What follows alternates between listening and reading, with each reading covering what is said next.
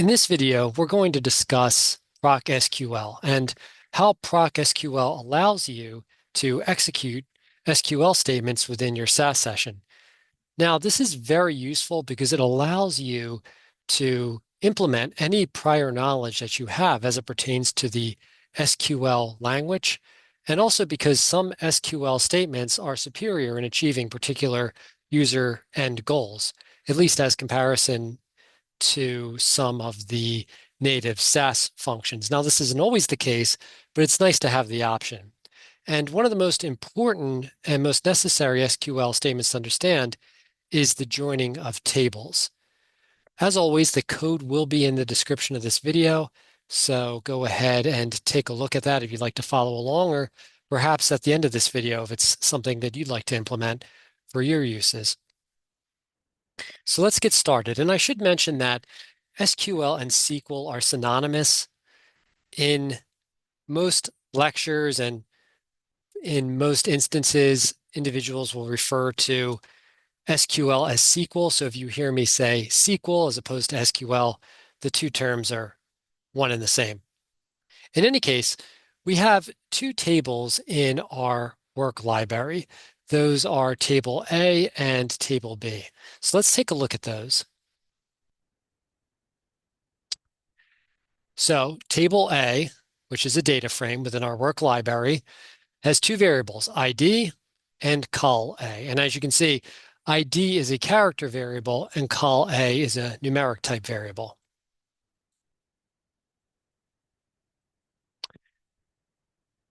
Data frame Table B has ID2, which is a character variable, and col B as a character variable.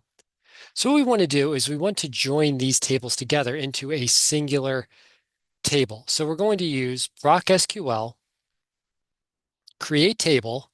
This is going to be the name of our new table. It can be any name which you like, which is appropriate as it pertains to the SAS naming convention standards. In this case, I called ours LEFTJOINTABLE. And we're going to select A dot asterisk, comma, B dot asterisk. And what this means, I'll make clear in a moment. From table A, we're going to call table A as A, which means table A we're referring to just as the letter A.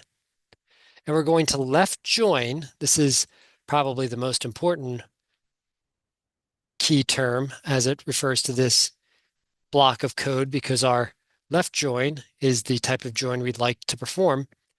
Table B as B. So in this instance, table B is going to be known as B. And so when we say B, we're referring to table B. When we use A, we're referring to table A. And we want to do that on A.ID equals B.ID2. And A.ID means work table A, because remember, we've termed in our code table A as A. So A.ID means table A, variable ID, and B.ID2 is referring to table B, and we're looking at variable ID2. So we want to join these tables together in every instance in which the column from ID is equal to the values contained within ID2. All right. Now it's going to be different with every type of join we have. In some cases, we only want exact matches. In some cases, we'll take everything from one table and everything from the other. But I'll make clear as to what's going on as we go through each scenario. So first, we're going to do the left join.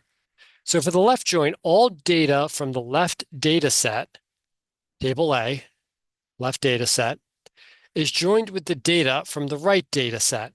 Right data set is our table B, right data set. The matches are made based on primary unique identifiers from each table. Here are the identifiers that we're interested in. All data that does not match from the right table is discarded. However, all data from the left data set remains regardless. So let's go ahead and run this and see what happens. So we have successful execution of our code. So let's go ahead and take a look at this data frame. So there it is. So as you can see, in every instance in which ID2 was equal to ID1, a match was made. And as a result, now we have observation entries in which the values from each table are stored side by side. Now, as was mentioned, the data that did not match from the right table is discarded. So all of the additional entries from column B and ID2 are blank because there was no adequate match as it pertains to these ID variables. So let's just go ahead. I've created some images that hopefully make this clear, and you can pause the video if we're going too quickly. So as you can see, the matches were A to D and A to D. So A to D came over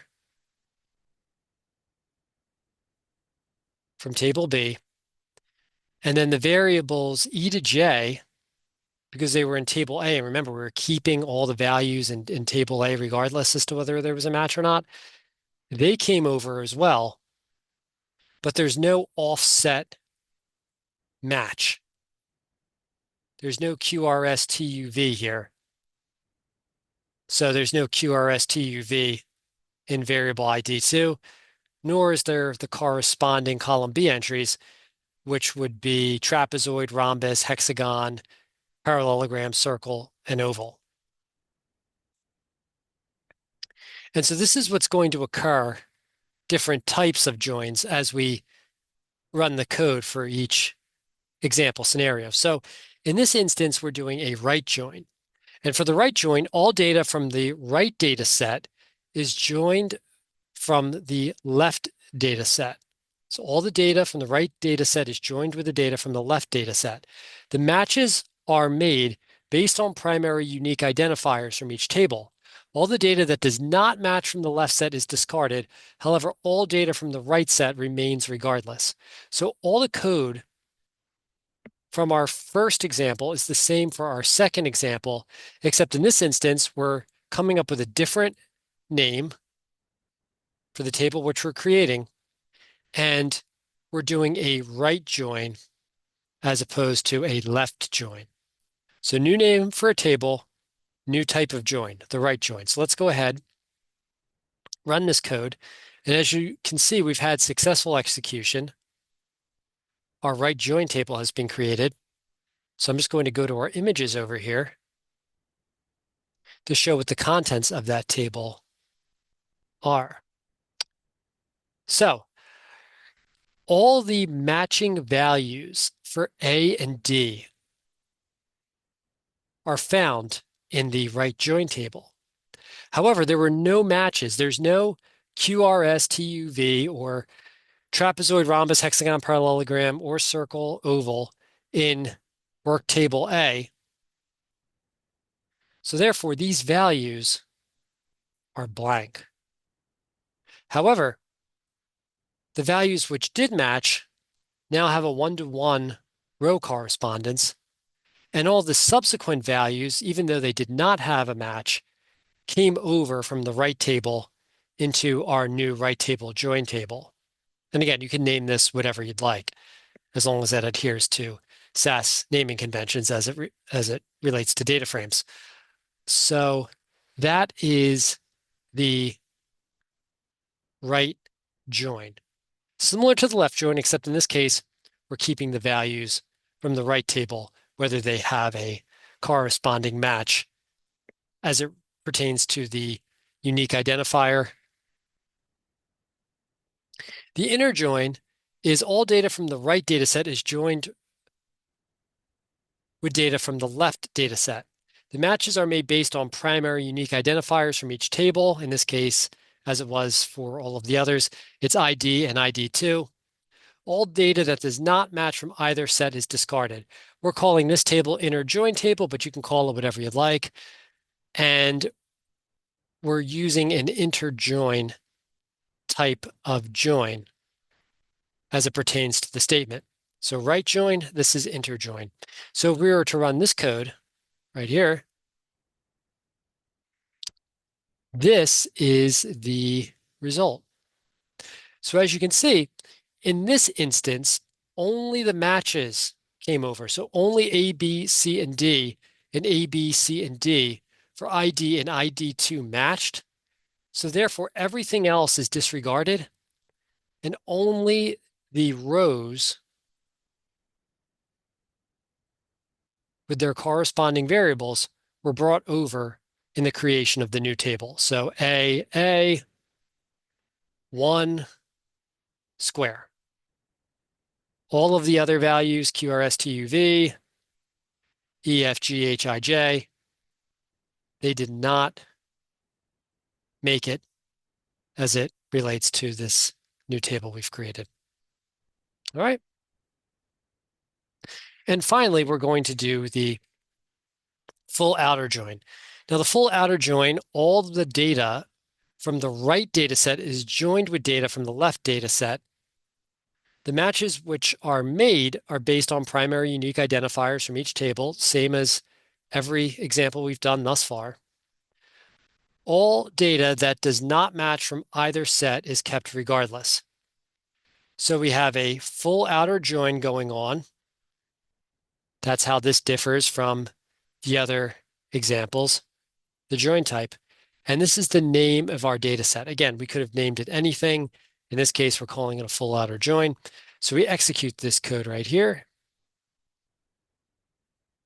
And this is the result. We have our matches from A, B, C, and D, and here they are. Then we have E, F, G, H, I, and J, as they were in our table A. But those values, they don't have corresponding matches. There's no E, F, G, H, I, or J here. But because it's a full outer join, they're brought over regardless, but with no corresponding match. And the same is true for Q, R, S, T, U, and V. Those are coming over also as observational rows, but without any corresponding match because there's no Q, R, S, T, U, and V in table A. So that's it.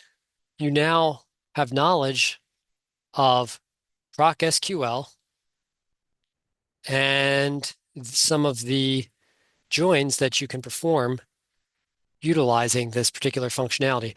I should also mention that whenever you're utilizing PROC SQL to perform SQL statements within SAS, you have to begin with the PROC SQL statement, semicolon, whatever work you're doing within SQL, and then semicolon, and then quit semicolon. So all the meat is going to go here, and these are your slices of bread.